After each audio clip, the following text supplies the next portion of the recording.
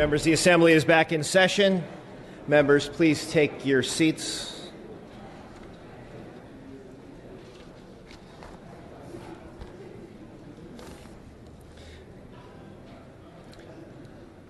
Members, we are going to move to Senate Bill number 3. Without reference to file, the clerk will read. Senate Bill 3 by Senator Leno and others, an act relating to labor. Mr. Hernandez, you may open on the measure. Mr. Speaker and members, I rise with the honor and privilege of being able to present Senate Bill 3, a bill which represents a great step forward in our efforts to restore the middle class in California. I think we all know that we have a real problem in California when it comes to income inequality. Our middle class is losing traction and facing extinction.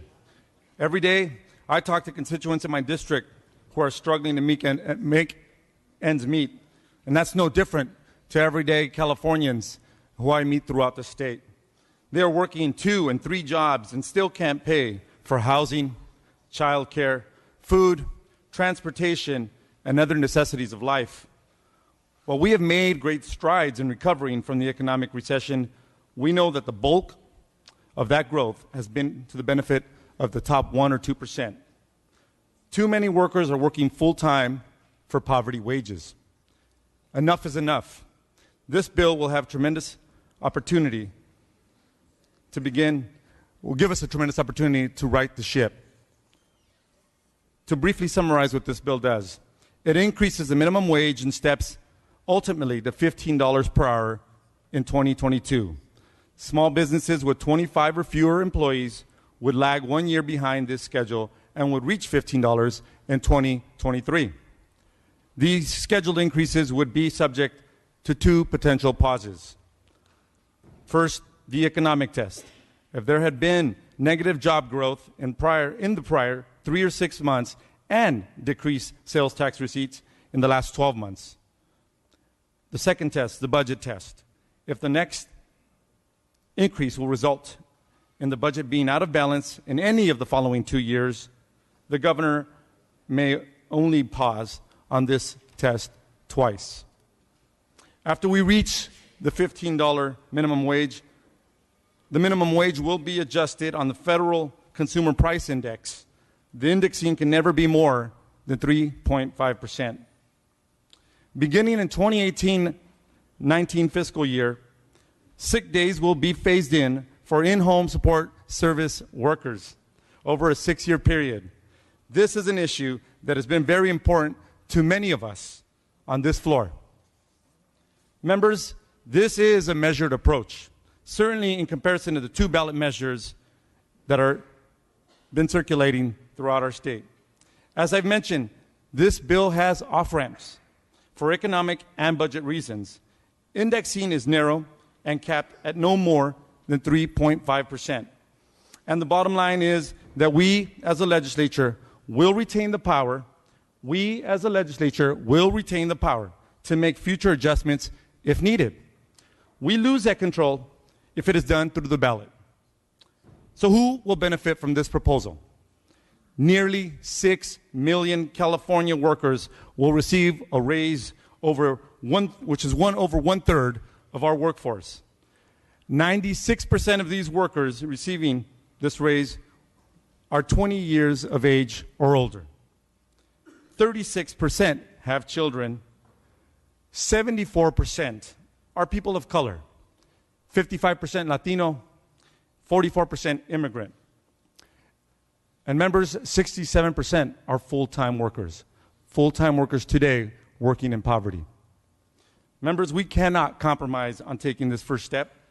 California has led the way in so many areas, and we have a tremendous opportunity to continue that trend in a meaningful way today. It is time to raise the floor and give our constituents some shot at self-sufficiency. I want to thank the governor and our leadership, our legislative leadership, including our own Speaker Rendon, for leading the way on this important effort. I respectfully ask for your aye vote. Thank you, Mr. Hernandez. Mr. Ridley Thomas, you are recognized. Thank you, Mr. Speaker. Colleagues, I rise affirmatively on the underlying bill, SB3, by our colleague from San Francisco, and I thank the gentleman from West Covina for being its floor manager. This is actually the centennial of California's enactment of the minimum wage. And we were 22 years ahead of the federal government in the enactment of our first minimum wage. What is the minimum wage's impact? It significantly impacts young people. Of those in the statistics mentioned by Mr. Hernandez, a significant portion are those under the age of 30. And their purchasing power is significantly restricted. They're stuck at home. They're stuck in housing sharing situations. Their purchasing power is significantly eroded. The peak purchasing power afforded by the minimum wage was in 1968. The rises in the minimum wage at the state, the California state and federal level have not kept up with inflation and proportionality towards spending since that time. So we're actually behind the curve. And SB 3 helps move the ball forward. As the chairman of the Committee on Revenue and Taxation, I think it's extremely important to make sure that we focus on legislation that has a net economic benefit. And without question, even those who have grave concerns about the minimum wage know that there's an overall net economic benefit. There's increased purchasing power. There's increased sales tax revenue. There's increased business activity. And frankly, I think that it's pretty well established and pretty well understood by our constituents, if not by everyone in this body, that this is an argument about economic justice. Justice is not something that can be negotiated or compromised. We can make policy compromises given realities with which we must address. And this bill is a compromise. But justice, economic justice, is not to be debated. It is simply to be advanced if we are responsible leaders. The question is, colleagues, whether today before us is whether or not our service will be for a greater purpose or be in vain. And I would argue that support of SB 3 is, in fact, a step that makes our service credible and worthy. This is an historic opportunity, and I would respectfully request an aye vote for SB 3. Thank you, Mr. Speaker. Thank you, Mr. Ridley-Thomas. Mr. Obernolte, you are recognized. Thank you, Mr. Speaker. Colleagues, I believe that income inequality is the definitive challenge of our generation. And I realize that this bill is an attempt to solve the very real problem that wages in the state of California are not what we would wish them to be. But I think it's important to remember that the causes of income inequality are a multitude of interrelated factors, factors such as globalization, technological change, the efficient flight of capital, and changes in social institutions. In other words, low wages are a symptom of income inequality. They are not a root cause of income inequality. And just like a physician treating a patient with cancer, we would be very foolish to prescribe aspirin for our patient to mask the symptom of pain rather than addressing the root cause of the cancer. And that is especially true if the medicine that we're prescribing has substantial side effects. And colleagues, that is the case in this bill. Dozens and dozens of studies in countries all over the world have shown conclusively that government-imposed minimum wages result in loss of entry-level jobs.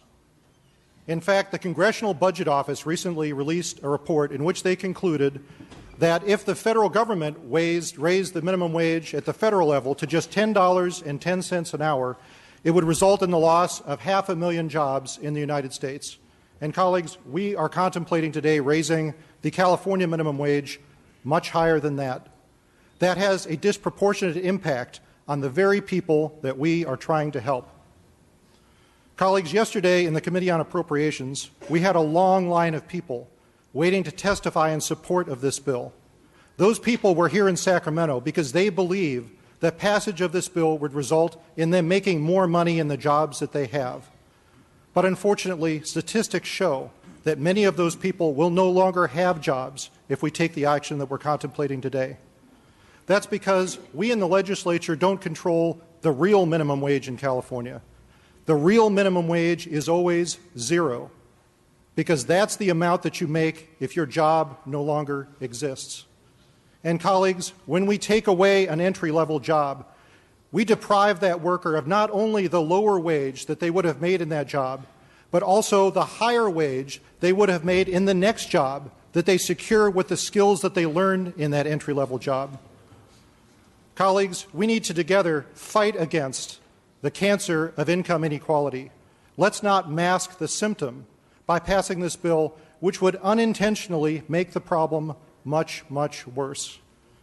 Colleagues, I urge a no vote on SB 3. Thank you, Mr. Obernolte. Mr. Cooley, you are recognized from your desk. Colleagues, I'm very pleased to rise today in support of my colleague from San Francisco's bill. I think this is a very important bill, a very consequential bill, a very right bill. This Saturday, I will spend 4 or 5 hours at Hagan Park in Rancho Cordova at our Kids Day. Kids Day in Rancho Cordova is a day where we, for a quarter century, convene a day for parents in Rancho Cordova, which has abundant low and moderate income census tracts, to bring their children to a day that's designed to give them a wonderful day with their parents. The outstanding hallmark of Kids Day in Rancho Cordova this Saturday, as every year before, is that we have 100+ vendors, people who come into the community offering services that may be a benefit to the parents. The shorthand for this day, to me, is that I know in my city there are parents that every night lie awake worrying about facets of their life that affect their family. The marvel of Kids Day is that those parents can come every year anticipating a wonderful day with their children, and they can just walk around and see all that is available to help them with those things that keep them awake at night. 2 weeks ago, as I shared with you, my newest grandbaby came into the world, a little girl, little Ada. She joins her 3 cousins, 2 of whom come to the Cooleys by adoption. So I have an African-American granddaughter, an Asian grandson. I look at this bill as addressing the dynamics of all of California's children. It is the biggest opportunity I have had since I've arrived to, by one act, set something in motion that can start changing the dynamics of households all over the state. The well-being of those children, the stresses and strains on those parents. It is a marvel. It's rather like the circumstance of the book of Esther, where it is said, who knows, but you are here in this building, this government, for such a time as this. The most precious resource in the lives of every family in California is not the money in their pocket, as precious that is, but it's time to help them work out their needs to a better end. This bill sets in motion a resource that will let parents do more with their time, more with their kids. The other reason, and permission to read, if I may. Without objection. When I was 8, geeky kid that I was, I undertook to write a letter to the President of the United States, John F. Kennedy. I actually have a letter from the White House here with me. But you know, John Kennedy had a very clear view that how we conducted ourselves in this country affected our standing in the world. And in this era when there is so much that is uncertain and frightful in the world at large, I think to take a step forward for justice in the state of California, that great global brand, will send a message about the nature of American democracy, what it means to be America, and why it remains the envy of the world. John Kennedy said, "I don't say history repeats itself, but I do think there is a somber lesson in history. We shall be judged more by what we do at home than what we preach abroad. If we are successful if our effort is bold and determined enough, that at the close of this decade will mark the beginning of a new era in the American experience.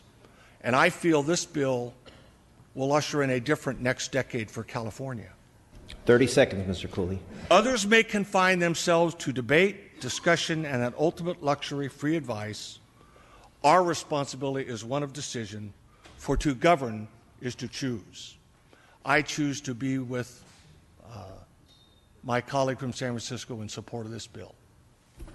Thank you, Mr. Cooley. Ms. Brown, you are recognized from your desk. Thank you, Mr. Speaker. Members, I rise today in support of SB 3.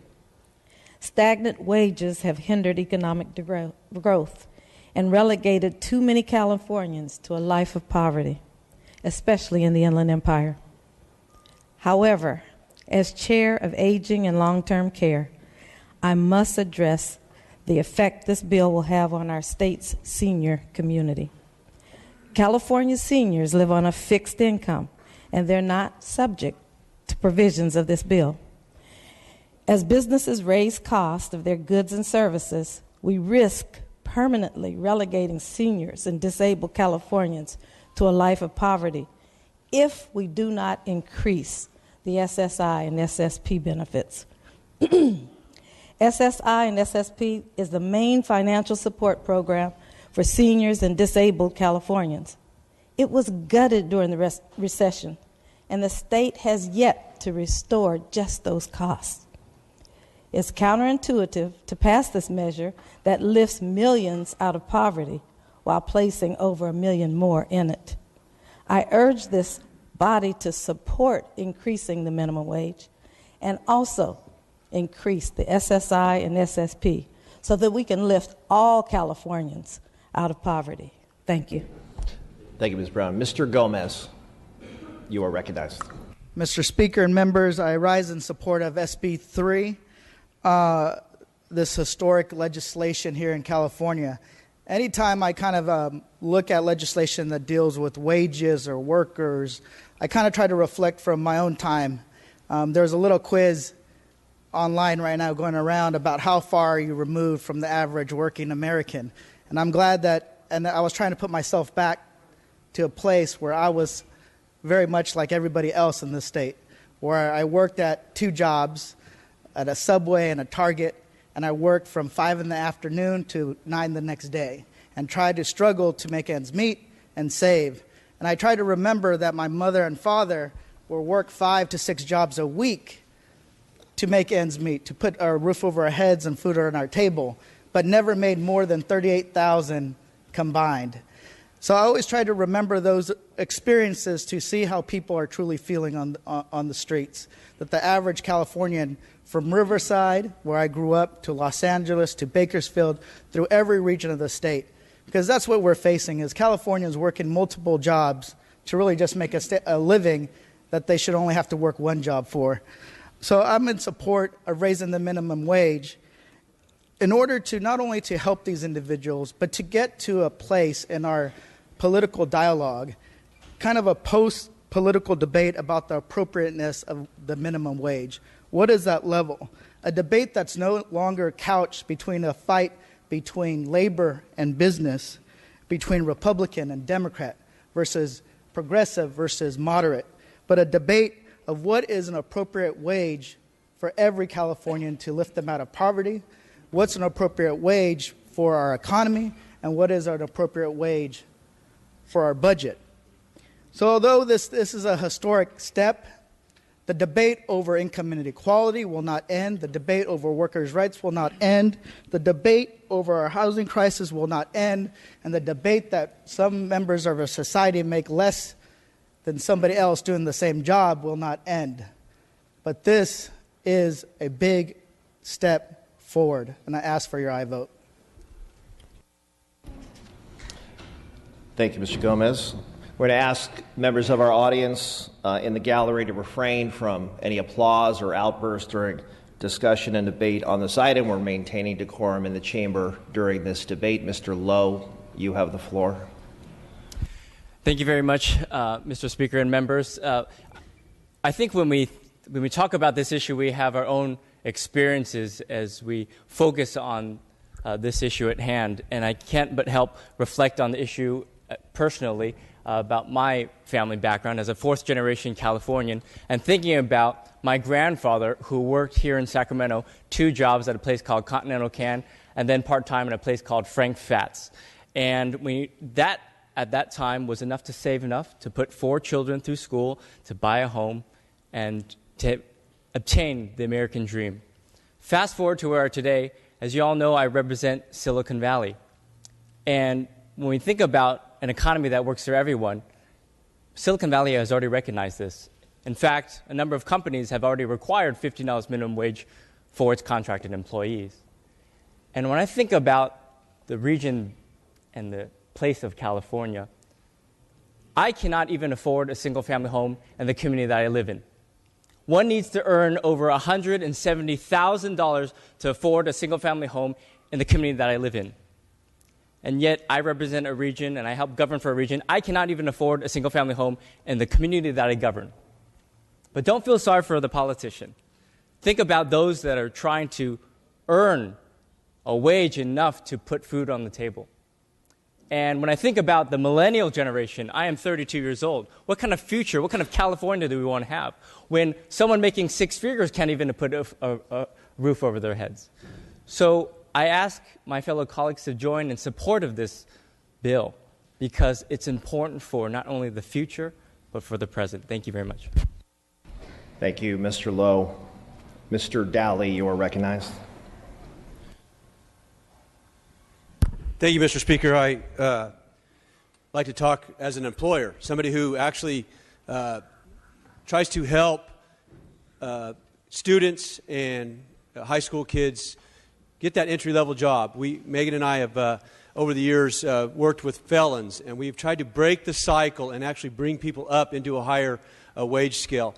This bill is going to impact those folks because when it's fully implemented, it'll be very difficult for us to take that entry-level worker and pay them the wage that's when this bill is fully implemented. The other fact of this bill is that, as Assemblymember Brown mentioned, the seniors who are on fixed income, the cost of living is going to go up because the businesses will pass on the cost, and that drives up the cost, and those who are on fixed incomes are going to have a difficult time. For those reasons, Mr. Speaker, I will be opposing this bill. Thank you, Mr. Dowley. Mr. Patterson, you are recognized. Thank you, Mr. Speaker and members. There are a great deal of passionate and persuasive opinions and points of view here. And I really do appreciate that. Chances are this will pass from this body and probably become law. In considering this, as many of you have, I have considered my own life and the opportunities that California provided. And I've also thought about the small shops, the mom and pops, and the small businesses that are going to have to deal with this. Sharon and I have lived in the same neighborhood for 30 years. We have raised all of our kids there, and on the corner is the perfect example of the American dream in small mom and pop stores and storefronts that are successful. One of them is the Town and Country Cleaners, and it's an Armenian family. Another is a nail salon, and they have nail salons across the city and doing very well, and they are Vietnamese refugees who fled to the United States. Another is De Chico's restaurant, a third-generation Italian families who are successful and are employers and love their employees as well. This is the dilemma that this bill produces. Many of us have streets like Blackstone Avenue. It starts in downtown Fresno and goes all the way up to the river. It's miles and miles of a picture postcard of what the 21st century small entrepreneur employer-employee relationship is all about. Whether it is a dance studio or whether it is a place that fixes automobiles and paints cars. One of my favorite shops is a tire place where I get my tires and get tempted with some of the best chrome rims, I think, up and down Blackstone Avenue. They are worried, members. And I know that this probably will pass. But we must keep in mind the challenges that we are presenting to them. Blackstone, and you all have Blackstone avenues. It's a street of dreams. Many of these small businesses and the employees that work there are concerned. It borders even on being afraid. Because what this is going to do is it is going to impose almost impossible choices. Those choices would be to cut hours in order to stay open, to cut employees in order to stay open, to raise prices in order to stay open, or perhaps even go out of business. Members, the presumption that people like me bring that we have spent our lifetime in building small businesses and employing others. We've done so on the backs of employees that we don't particularly care about or not interested. Members, I'm a 30-year product of a state of California that gave me the opportunity as a high schooler to enter my chosen field at a minimum wage and an entry level to broadcasting. And here today, I am able to be an employer and have a bunch of employees over the years that I've grown to care about. Members, this runs the real risk of closing down the entry opportunity path for young workers. The reality of the spiraling cost that this will impose, it does something else. The increase frankly will be offset significantly by a rising cost of living as a result, and some of the buying power I think will be eroded by that very fact. And we're told, well, let's just put it this way, the concern that and the worry that small business, mom and pop, storefronts, hire something like 90% of the people in the state of California, is that these choices are impossible for them. 30 seconds. They will have to make them. But members, they will make them with tears in their eyes. Imagine having to go to a beloved employee and say, I'm going to have to cut your hours because I got to stay open. These are the real choices. I know they are tough, they're difficult, but I think this is going to result in less work, not more, fewer hours, not more, or no job at all. And I think it is passionately supported and opposed for fundamental reasons of good economics and good principle, but there are different pathways here, and I was hoping that you would keep in mind the worries and the pathways of concern that I have expressed for these small businesses, and I'm grateful for the opportunity. Thank you. Thank you, Mr. Patterson. Mr. McCarty, you are recognized. Thank you, Mr. Speaker. I, of course, stand in support of this measure and proud to join our senator from San Francisco as a co-author of this issue. I really want to touch on two issues and maybe bring a different perspective to this. First, frankly, on both sides of the aisle have concerns about this. I've received emails and calls from some of my constituents. But I want to focus on what the alternative is, of course, because going to the ballot is a much different proposition. Granted, we don't know if that would pass or not. Certainly the polls have it at about 2/3 passage rate right now. And this measure, frankly, allows us, California, for the first time to use the initiative reform piece put in place by our former pro tem from here in Sacramento.